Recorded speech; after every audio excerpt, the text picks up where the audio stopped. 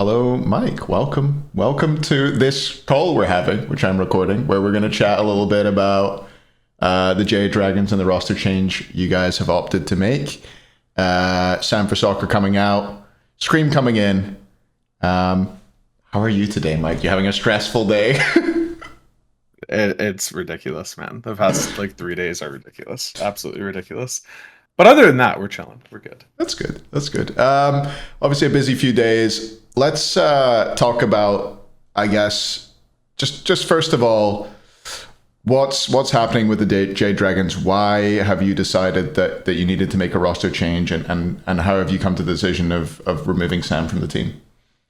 Um, so in the context of like the actual like decision, it was pretty like quick or sudden.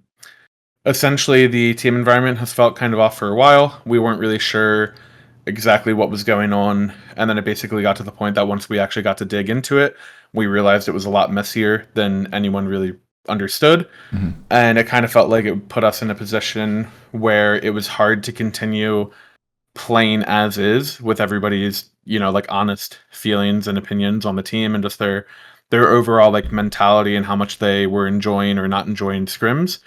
And to me, it felt pretty clear that the best decision was to explore a roster change, which meant for us that we basically talked through our options, and if it sounded like it was likely that we wanted to give Sam as much of a heads up as notice, which basically led to it being really rushed and causing everything to be super stressful for a bunch of different parties involved. Yeah, it does seem like it's come about fairly abruptly. I guess you guys made the decision and told Sam pretty quickly. What were the triggers for you guys looking at the team and kind of evaluating where you were at? Like it seemed like you came off a rough spot off of some bad practice. You were talking about that on Twitter, and then you came back in. You were trying to get back into the swing of things, but the results, I guess, weren't going your way, and practice wasn't either. Well, like, okay, so for us, the the split as a whole, we're not too concerned about. Like, our record is currently 5-5, and I think all of our losses except for one were game three losses. We lost to the Titans 2-0, Mhm. and in that set where we lost to the Titans, we hadn't scrimmed for literally 2 weeks. I had helped my girlfriend Leah move in with me. Sam had a vacation with his friends. Daniel had eye surgery. We just had like a bunch of random things here and there that basically disrupted practice. And it's in the middle of the year in the summer, which is easiest for people to, take short vacations or whatever with their family. So it's not anything that was too concerning to us. We basically felt like we lost to the Warriors and the Titans on very short practice. Um, and that the split in general has just been kind of clunky because of that. So Mhm. it's less short-term match results, which I think is the only thing that the public can ever base it off of, is right, like, oh, they finished first in the first split and then they finished third in the tournament and now they're currently tied for fourth or they're fifth or whatever in Mhm. the standings, and it's like, oh, they're just like panicking because they're dropping. And it's not really that. It's more the scrim environment and the daily practice, the daily motivation, how everybody's attitude is, morale, all of that type of stuff for me is a way bigger concern, especially in the long term. And that was kind of where I got a lot of red flags and where things sort of escalated, and that is why it's so sudden, and that's why it's kind of right now. The results is, as long as we're playing in tournaments, which you pretty much just do with the way the Mhm. league is formatted, there's a lot of good teams, and it'll just come down to that particular patch, weekend, whatever. So I'm not super concerned about the timing of it in that way, if that makes sense. Yeah, yeah, and it seems like, I mean, middle of the season, there's never going to be a better time for the rest of the season to make a roster change at Right. this point, I suppose. Yeah, Um, exactly. It's like you either do it now when you notice the problems are bad, or you hope that things change over the rest of the year. And for us, these are a lot of concerns that we had throughout. Sorry, I dropped my little thingy. This is the concern that a lot of us had throughout basically the entirety of the last season, as well as going into the off season and coming into season 9. It mhm. was a bunch of, I guess, team issues that we had kind of talked about and felt like we're regressing. So it's really hard to put that in a spot where you're super optimistic that they can change when you have mostly evidence to say otherwise. Yeah, so it certainly seems like you guys had made this decision. The roster change was going to happen no matter what. At this point, were there other options you'd considered other than Scream? Like if Scream wasn't available, would you guys have moved forward with like a different option? Were there a few on the table? Yeah, I think we pretty much got to the point where we were going to do it essentially no matter what. It wasn't super clear if every single option we felt like was for sure an improvement or not, but all we knew were basically the spot that we were in and that we weren't happy with that. And it kind of got to this point where it's like, well, we could ask 4 people and maybe we think 3 out of the 4 are for sure a good option, but maybe like 1 out of the 4 isn't or whatever, or it's like close or we don't know. When you go down that rabbit hole, news will spread, people will figure out, all that type of stuff. So from my perspective, I feel like if you're going to go down that route where you're going to ask people if they're interested, you're going to ask people if they like even want to scrim a block or whatever, like there's no secrets in the league with that type of stuff. People are going to know, and that's super unfair to Sam for us to go about it that way. So basically, Max and I had kind of told the rest of them that's like, yo, if this is like something that we're considering, we need to tell Sam like as soon as possible. It's just like, oh, that's fair to him. That's kind of where Max and I were coming about it from. So we basically, all the options that I think we had discussed, it wasn't just Scream. I was personally happy with a lot of the options. So yeah, the other options we had looked into were Kierme from the Valks. I thought Kierme has played pretty well this year and seems to have a pretty good reputation as a good teammate and someone who like works really hard from around the league. I don't really know him super well, but I thought Camry was possibly somebody who could be intriguing. Of course, Scream, who we ended up going with. We had asked Panatom as well to see if he was interested in playing, and then we had talked about Oath a little bit, but I don't really think we reached out to him. It seemed like people would prefer other options, and it sounded like the other options were kind of just easier to go about. Mm-hmm. And then I believe the last one was some crazy role swap with like Max going mid and Daniel going jungle, and I don't even want to entertain that. Like I can't do it. Like I'm out on that. I can't do it. Yeah. Feels like every roster change, Max is trying to edge his way over to mid.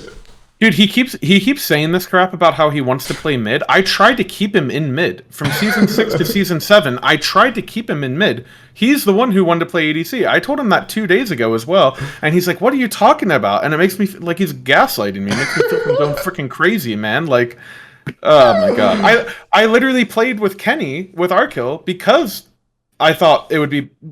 I can't do it. I can't do it. I'm looking forward to the end of the season where Max announces his move to mid one more time. I know, man. I can't do it. He plays like a game in ranked and he does well. And he's like, dude, I'm so good at mid. He's like, damn, this is awesome.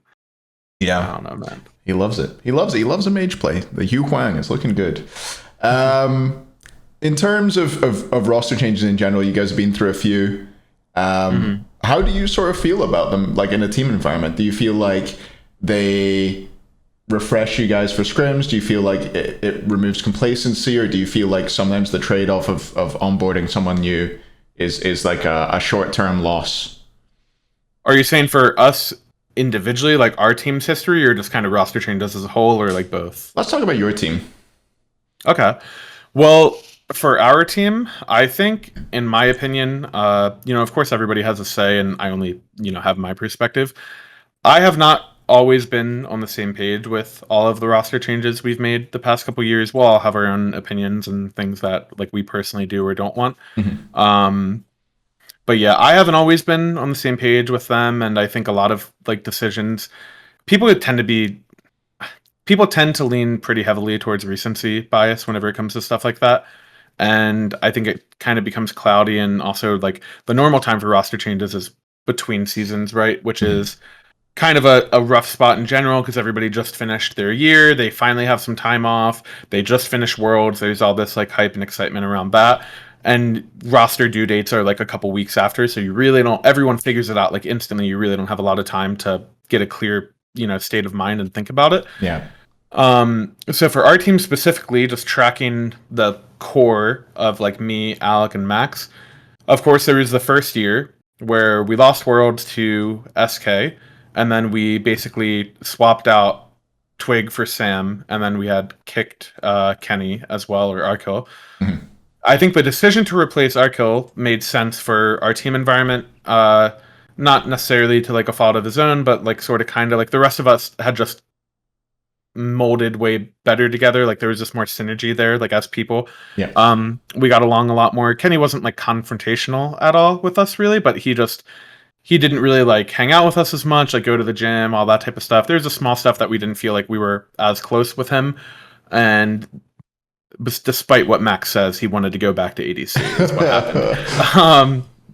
So yeah, that was, for my perspective, that was the main change we were going to make. And then Sam had kind of contacted me and we had entertained that. And basically at the time we were like, oh, well, Twig doesn't really excel in these like carry assassin metas. It's not the playstyle that he wants to play. So it's basically, that's an example of like, that's a meta related decision that you're making. And then of course Twig ended up role swapping. In season 7 we were a pretty dominant team, so it like kind of worked out. But in my opinion, you can go back and you can question that and be like, well, obviously Twig is a fantastic jungler, as is Sam. Maybe who knows whether that was the right or wrong call or whatever. So like, and then basically after the Ghost year, same thing. Like we clean swept the whole year just about, and then we lost in a game 5 in the finals again. And then the emotions of that, especially for me personally at that time, the emotions of that are so heavy that it's really hard to have an objective mindset and feel like, what, we were the best team for 99.99% of the year until this set. It's really hard to have a clear mind and be like, let's run it back, because you have that sour taste of 2 finals in a row and losing it. So because of that, I just think it really depends on circumstance. Like roster changes, I do think are refreshing. They tend to, other people's perspective is always valuable and can always push you. It's the reason why, like newer players come into the league and surpass older players, right? Because they think differently, they approach the game differently, they push the game in a way that other people aren't yet. So a new perspective can help you improve in that same way. I felt that way when we had first teamed with Alec a few years ago, that having a different perspective, having a different brain to kind of work off of, all of that type of stuff is always going to be able to push you and make you feel refreshed, give you new motivation, work with somebody. I think we saw that this year with Daniel, right? We had a visible decline throughout last year, where the first split we were second, I think, to the Leviathans, and then we had won the tournament, and then I think our placings as the year went out went lower, and then we were basically stuck in a spot where the only team we beat were the Bolts, and that's like kind of all that happened in playoffs, was we would just beat the Bolts and then lose to whoever else we played. So you had kind of seen that, and then Daniel kind of refreshed that again, where we were first in the first split, and then it kind of felt like things were clicking, and then now that we feel that we feel that problems weren't actually fixed, but it was more just a honeymoon phase, that's when it's concerning, where it's like, okay, we maybe like, maybe we kind of hit on some part of the changes, but maybe we didn't realize this thing was as big of an issue as it was. And I don't know if Sam would like input on this, but I feel pretty comfortable talking about it. Sam and I just don't see eye to eye on like how we want to play the game. And that doesn't mean I'm right or he's right. It just means that I think the rest of the team, the other 3, kind of tend to fall more in line with how I think and feel about the game. And then it kind of creates this clashing where it's like Sam against the rest of us, is kind of what happened last year as well. And it's not because Sam very well could be right, about how he wants to play, the way he wants to do things. But that's not really the way you can go about a team environment. Like when 4 people want to play the game one way and then the one person doesn't, it's this weird clashing where if we kind of force him to do that, then he's not really playing the way that he can be comfortable and play the game the way he wants. But then if we don't kind of voice our opinion, then you kind of let frustration build up, and then you're not really like getting to the root of issues. And I kind of feel like that's what happened to lead to this change, was that from my perspective, I was a lot more hands-off than I have been on prior teams in the past, prior years, where for a lot of the time I would have a really big say in how we played the map, how I felt about the meta, how we would do drafts. I would have a really, not like dominant say, but kind of about how we would do those sort of things. And I've tried to give more and more like of that up, and I think that has been really productive. But then, basically Daniel echoed the same concerns that I had, and then when I see that, and it's like our newer player kind of has the same issues that I had been having the year before, Yeah. and then Max kind of feels like he can understand that perspective or see it the same way, and then same with Alec. Then when you kind of get everybody in that same spot, it's really uncomfortable because there's really not a good way to go about it. Like I think from Sam's perspective, it probably feels pretty sudden, but to us, we had issues last year with meta. It was the classic like Erlang, Gilga, Cyrus every single game. That's all people freaking played Fun, last fun, year, fun. right? Yeah. Yeah, the super fun jungle meta. Um, and Sam didn't really like that meta, so there was a lot of conflict of like, we don't want to force Sam to play stuff that he hates, but also we kind of feel like it's a big deal. And Sam got a lot better at that this year, and he would tell you that as well. Sam got a lot better with that this year, but then part of getting better with that was also us changing how we approached him with it. Instead of saying like, yo Sam, why don't you just play this shit, being like, hey, when teams pick this, how do we want to deal with that, like what do you like into these characters, that sort of thing. And it became an issue where we would go into SPL drafts and we would lose to a style that we don't play, and it's not just Sam's pick, my pick, whatever. We would lose to a style or to a character that we don't play, and we felt like if we would go into the next draft and be like, hey, let's disband this, that all of us would have moments where we're being pretty defensive. I've done it, Alex done it, Max has done it, everyone's done it. But with Sam specifically, he would feel kind of upset about it and like kind of take it personally, which we didn't mean to put it that way, but it would noticeably like affect him in game, is how we felt. Like his tone would kind of drop, his demeanor would kind of drop, he would be less talkative in game. And when that happens and your jungle is being less communicative, especially in practice, SPL, or whatever, it just affects everybody, right? It affects so much of the map. And that also really affected Daniel. Daniel felt like he wasn't able to play quite how he wanted, and that there wasn't a lot of comms coming out of our mid jungle, which is a concern I initially had when we swapped out Hurry for Daniel, because Hurry is a great communicator. Hurry's great at talking and setting the pace for that type of stuff. So that's just like an instant like red flag to me when I'm seeing that type of stuff. And I think it just happened to be that because there is a track record of me and Sam having disagreements, and then Daniel and everyone else is kind of like on the same page with that, it feels like it feels more comfortable and like it is more beneficial to us in the long term and better for our environment to make a change rather than sit in a spot where people are getting tilted in scrims, people are going mute, not really talking, not being as productive as they could be, and people are kind of like afraid to speak their mind, and they're kind of holding their tongue because they don't want to offend anybody, because at the end of the day, you're not trying to offend anybody, you're just trying to help each other win. Yeah. So that's kind of where I come from it. Yeah. That was a lot. And that's my book. Yep, that's my book. It was good. It was a lot in there. I guess one thing I wanted to follow up on that, you spoke about the jungle mid relationship that was there between Sam and Pegon, and how you felt like there was maybe two maybe quieter individuals or less communicative individuals, and maybe that affected your team style. Do you feel like Scream coming in, obviously you've teamed with him before, do you feel like him coming in as a stronger voice helps you a lot in the core? Scream is he's a unique little fella. I think Scream is probably the most assertive player I've ever played with. I think from a personal standpoint, I think people will give me a lot of shit for the roster change, because I've said on stream before and in other interviews, Scream has definitely been the jungler that I've played with throughout my career. I played with a lot of, great junglers like Sam and Twig and Scream, all extremely talented players in their own way, and they all do different things. But Scream was the one that I've always felt like I was most like on board with, like I connected the most with, like we just agreed, or I at least like agreed with the way he thought, and just the way he approached the game was always very comfortable to play with for me. So part of that definitely plays into this, where for me, Scream has a very confident voice about what he wants to do, what he thinks is good, why he thinks it's good, and that makes it really easy for me to work with, because even if we disagree, it's in a way where I feel like you can kind of get to the bottom with it. Whereas with Sam, I feel like we were almost like stepping on each other's toes. It felt like not wanting to offend one another, or that we didn't like, we might say something one way, but we would take it another way, and we just didn't communicate with each other the greatest. So I think because of that, Scream will probably come into a role where he's going to have probably the biggest say, especially on like how we play the early game, how we play the map, that type of thing.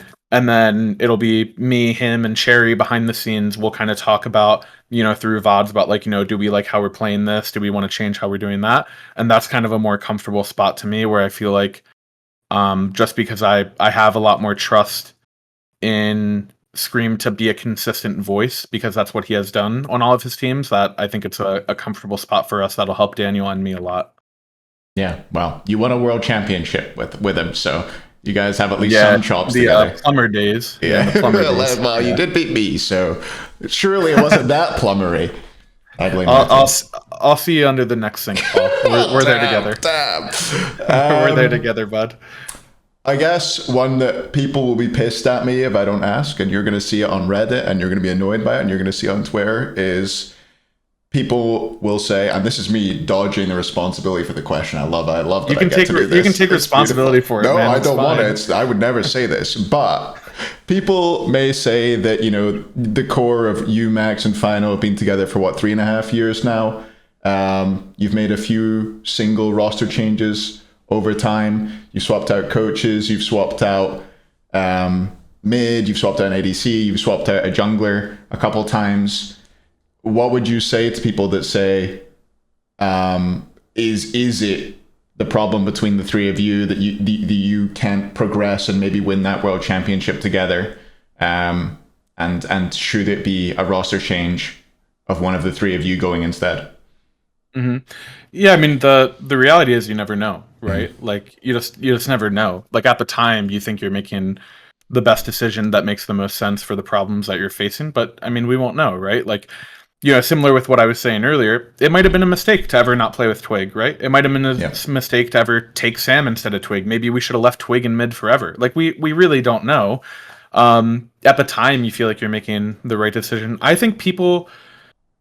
personally don't get upset by comments like that, because people live in the moment very, very hard with that type of stuff. I mean, I'll give a very easy example for this, is if you look at Cyclone and Aurora, well, you could see them win a world championship in season 5. You could see them do pretty well in season 6. They lost in the quarterfinals the year they defended, same way we did the year before, right?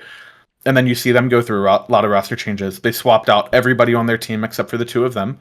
Then the next year, they swapped out their mid jungle. And then the next year, they kicked their jungle in the middle of the year and picked up layers. And then since then, you would say they've been a great team, right? Mm-hmm. And you just don't know until you find those puzzle pieces. At the time that they were trying out layers, they thought they were going to play with Sino. I think Paul had an interview talking about it. Yeah.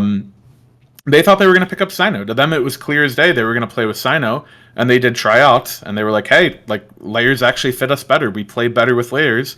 And since then, I think they've made the finals of every single tournament. They've won 3 out of the 4. I mean, it's hard not to say that they've been a dominant team when, they just finally found that recipe that clicked. And for me, from my own personal biased perspective, I felt like I had a lot more individual success playing with Twig and playing with Scream than I have had with Sam. And I don't think that's Sam's fault. That could be my fault, but it's the combination of players together. There's a lot of talented players in the league. It's the combinations of them and how you work together that is, I mean, what the hell is this, man? what is he doing? It's the combination of them together and how you kind of mold that dictates the team. Like if you look at the Kings, for example, right? Last year, when people saw that roster, you had some people who were like, they're going to do great. And then you had some people who were like, they're going to be freaking trash. Yeah. And it just, clearly they work really well together, and it's just a good team environment. And that's kind of, I think me and Sherry were on the same page throughout this roster change. That's like, that's what we care about, is the team environment. It was clearly an issue. It's, pointless to look back and go, maybe we should have done this, maybe we shouldn't have done that. Like some people, I talked about it on stream a couple months ago where I'm like, yeah, Paul asked to play with us after they beat us the ghost year and we said no. Mm-hmm. And people are like, what? Are you crazy? You said no to Paul? And it's like, yeah, like, in hindsight, maybe you could be like, okay, like, why would you ever do that? That was stupid. But it's like, you're just making the decision at the time, man. So who knows? I might look back in a year and think that Alec is a dog shit player, that Max is a dog shit player. I might get kicked and they could be like, wow, we should have done this forever ago. Mike was current day Jeff Hindla, like he just needed to go. For Jeff. Listen, I love Jeff, but I mean, come on. Like, like any of that could happen. You just don't know. You make the decision that you think is best in the moment. That's where we're at now. I'm excited to play with Scream. I hate that I hate the way that it happened for Sam. For full disclosure, I think maybe he has talked about it as well, but Mhm. throughout the offseason, we tried to go different ways, basically. It felt like it was going to feel most comfortable for us to maybe explore like other options, but we also were like, we feel like we could make it work. You never really know. And Mhm. it just ended up feeling like the team as a whole decided that it was best to move on. And the middle of the year is never when you want to have that happen. So Yeah. it just sucks. Yeah, all about doing the best you can with the information you have at the time, right? It's all about just Yeah. trying to make the best decision for yourselves. And at Mhm. the end of the day, this is a business that is about winning. It's not about, hanging out with your friends all the time, unfortunately. Even if you are friends. Hold on. That sounds pretty fun, though. Oh, it is. It would be fun. Friends, my friends league, maybe next year. You want to go grab a couple drinks? That'd be Oh, fun. yeah. You can Count play me in. ADC, get rid of Max, man. Oh, I'll slam the Neath. If they ban the Neath, we might be in trouble. But until then, they won't figure that out. There's no way. Hit the bar earlier. Who cares? We're out of there. I guess just a final one on this before we let you go. Looking back on what's happened over the last few days, I guess this kicked off on Tuesday. We're on Thursday evening now. Is there anything you would change if you could go back over the last week? If you could go back to a week ago, maybe redo all this, is there anything you would change, or is it just going to be one of these things where you've got to rip the Band-Aid off and it's going to hurt? I'm gonna throw Daniel under the bus here. I'm sure it'll come out at some point. I don't think he would really care that much if I said this, but Mm-hmm. basically a lot of this started because we just had a really bad block, and Daniel basically has been noticeably tilted in scrims for a while, Mm. and we like couldn't really get to the bottom of it. And I like talked to him about it, and then basically he expressed how he felt to me, and then I talked to Max about it, and I was like, they're good friends, and I had been like, yo, has he said this stuff to you? And then Max said like, yeah, here and there, and then Max and I were just like, yo, we gotta like have dinner together, we gotta talk, we gotta do something because Yeah. this is not good. And then it became apparent to both me and Max where it's like, okay, we're like, we have to do something about this. This is too much. Um, so if I could change anything, I wish I had a better pulse on how Daniel was feeling about things. I don't think that any problem is so big that you can't resolve it, but I think Daniel and I both have had frustrations with like the way the team has played that we probably have not been as, I guess just call it like productive about addressing as we could have been. Mm-hmm. So I don't think I would have gone back. If I went back a couple days, I think everything would have been the same. If I went back a week, I think everything would have been the same. But going back like a month, I wish we all had been a lot more vocal, had been a lot more on the same page, hadn't been afraid to take criticism, to say the way we like felt, all that type of stuff. And then who knows? But unfortunately, that's not where the cards fell. Yeah, no time machine yet, unfortunately. Maybe we'll get there. But yeah, must be a tough Yeah. situation for him trying to join a new team, and if he's uncomfortable with things, trying to express Exactly. that. It takes a lot. Yeah. And He's young too, yeah, so you got to grow into it in the team environment. Well, I think that's everything. Is there anything any final comments you've got, Mike, before we finish up? I don't know, man. There's so much not that I can think of. Cool. Well, thank you very much for coming on. Everybody, please be kind to everybody involved in the situation. It's stressful for everyone involved. Everybody's making the best decisions they can for themselves and for their teams. So let's not be absolute nutters in the YouTube comments and everywhere else. But they will be. They didn't get this far in the video, so who cares? Have to. Yeah, you have to. Thanks very much for watching, everybody. Thanks for coming on, Mike. Good luck in your set this weekend. We'll see. And I'll speak to you later. Bye. Love you. Yeah.